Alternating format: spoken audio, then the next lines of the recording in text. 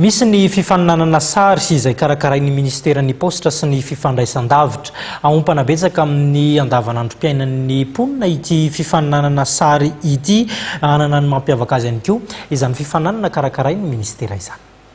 Mikarakara hetsika fifaninanana sary amin'ny lohahevitra hoe ny fifandraisan-davitra eo amin'ny andavanandrom-piainan'ny malagasy na les télécommunications dans le quotidien des malgaches.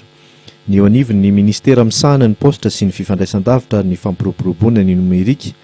Izany dia tafiditra amin'ny fankalazana ny andro iraisam-pirenena ho an'ny fifandraisan-davitra ny 17 May ho avy izao.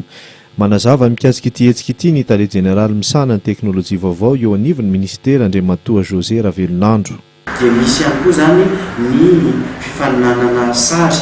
Io fifaninanana sary io azony rehetra andraisana anjara na efa matianina na ny tsy matianina. Ka ny fipetraka ilay izy dia samy maka sary zany tsika ny lohahevitra amin'ny fakana fanaovana an'io sary io dia hoe ny fampiasana ny fifandraisan-davitra eo amin'ny fiainan'ny malagasy andavanandro.